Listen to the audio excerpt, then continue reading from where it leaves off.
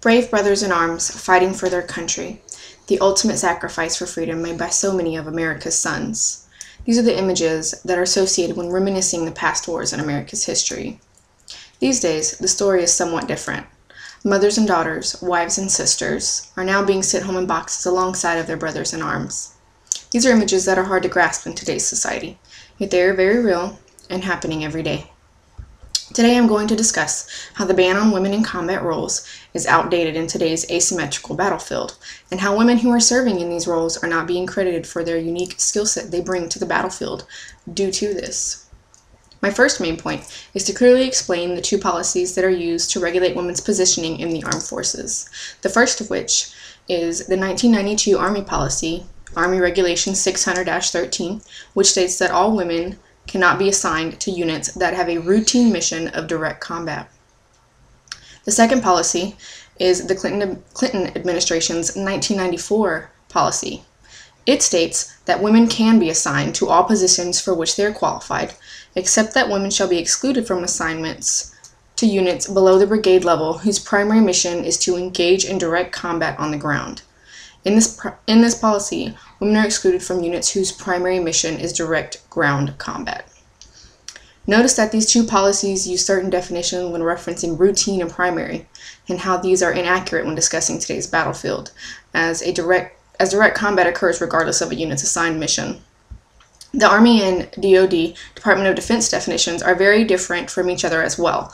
The Army classifies a direct combat position as one where there is a substantial risk for capture, while the DoD, Department of Defense, defines direct combat as taking place well forward on the battlefield while locating and closing with the enemy.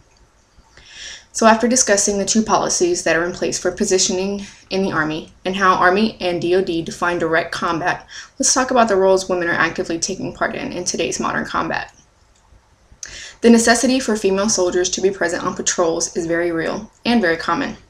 Beginning in 2003, the Army established all-female Lioness teams, specifically to accompany all-male Marine combat units into insurgent-infested areas of Ramadi, Iraq.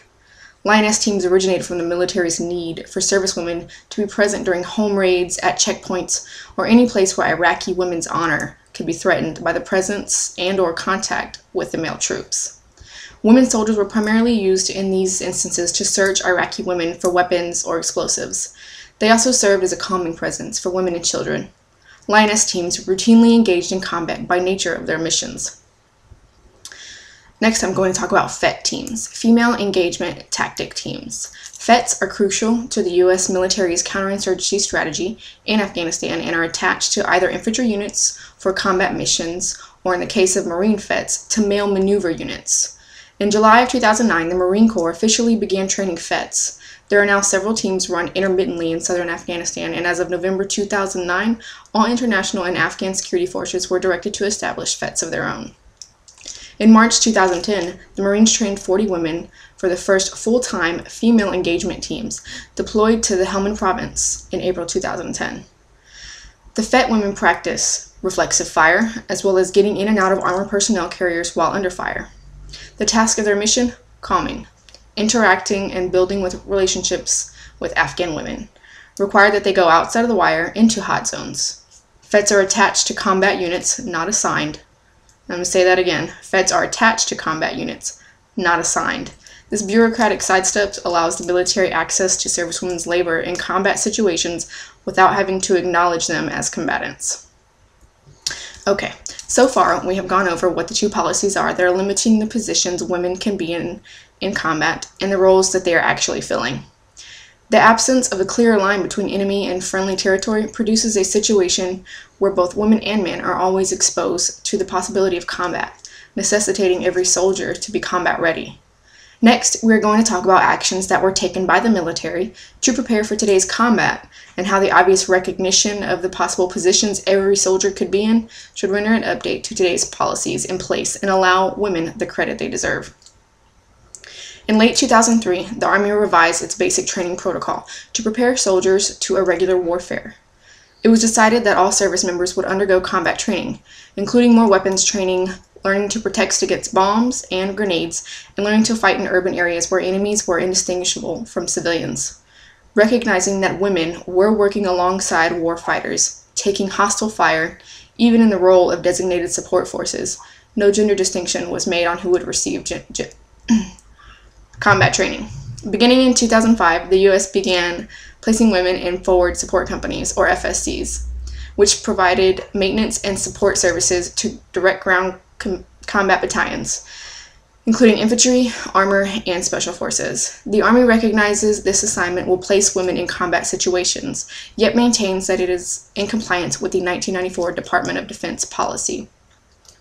In May of 2005, an amendment was proposed to which would remove all women FSCs. This would have closed 21,925 positions currently open to these service women. The amendment was opposed, suggesting that an increasing level of recognition of the need for women in combat and occupations or units, regardless of their proximity to combat. Now we have gone over the policies that are in place, limiting the roles of women can play in combat and the roles they actually are in. We also have gone over the steps the military have taken in recognition of the uniqueness of the fight and inevitability of direct combat. More than 130 women have died in Operation Enduring Freedom and Operation Iraqi Freedom. Whether or not they are policies set in place to prohibit women from being in combat-related roles, the truth is the policies should be updated and allow women to be in combat and reflect such. Thank you.